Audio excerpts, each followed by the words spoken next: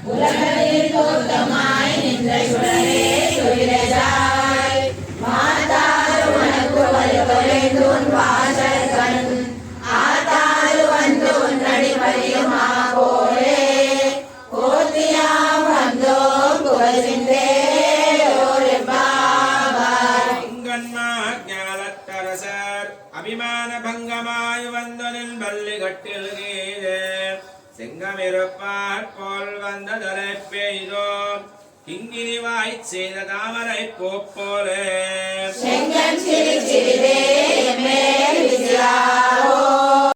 ఈరోజు 22వ రోజు మన ఆండాల తల్లి గోష్ఠి అంతా కూడా నీలాదేవిని మేల్కొని ఆ స్వామివారి యొక్క సన్నిధానానికి చేరుకొని వారిలో ఉండేటటువంటి మనస్సులో ఉండేటువంటి కొన్ని అహంకార స్థితిలోతో కూడుకున్నటువంటి అన్ని కూడా తొలగించిన వారందరూ కూడా మీ యొక్క చల్లని చూపు కోసం ఎదురు చూస్తారు స్వామి అని అనన్య శేషత్వం గురించి స్వామికి తెలియజేస్తున్నారు. అంటే మనమంతా కూడా స్వామివారికి చెందినటువంటి వారమే. మనమంతా కూడా స్వామివారి సొత్తు. ఇది మన ఏ కార్యము చేసినా స్వామివారి యొక్క కృపా వాత్సల్యము చేతనే మేమంతా చేస్తున్నాము అని చెప్పేసి స్వామివారిని వేడుకొనుట, ఆయన యొక్క చల్లని చూపు మనపై ప్రసరించాలి అని చెప్పేసి వేడుకుంటూ ఉంటాం. ఆయన యొక్క నేత్రాలను, నేత్ర సౌందర్యం గురించి తెలియజేస్తూ ఉండేటువంటి భాషణం. అంటే స్వామివారి యొక్క చూపు పడిన వెంటనే మనకేమవుతుందంటే ఆ యొక్క చూపు కోసమే ఎంతో మంది ఎదురు చూస్తూ ఉంటారు. స్వామి, దేవతలు, మునులు అందరూ కూడా ఎదురు చూస్తూ ఉంటారు. ఏ విధంగానైతే శ్రీకృష్ణుడికి యొక్క సహాయం కోరి దుర్యోధనుడు వెళ్ళి శ్రీకృష్ణుడి యొక్క తలాపు కూర్చోవడం, అర్జునుడు వెళ్ళి స్వామివారి యొక్క పాదాల దగ్గర కూర్చున్న వెంటనే శ్రీకృష్ణుడు లేచిన వెంటనే ఆ చల్లని చూపు ప్రశ్నించినటువంటి అర్జునుడికి సహకరించినటువంటి భీముడి గురించి తెలియజేస్తూ ఉంటుంది.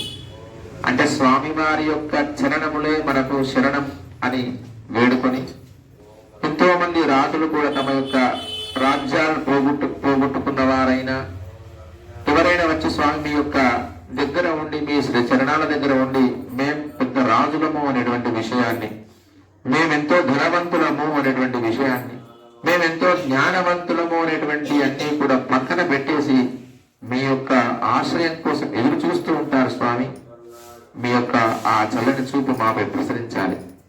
ఆ చల్లని ఆ కళ్ళు కూడా సూర్య చంద్రులతో పోలుస్తూ ఉంటారు స్వామివారి యొక్క నేత్రాలను.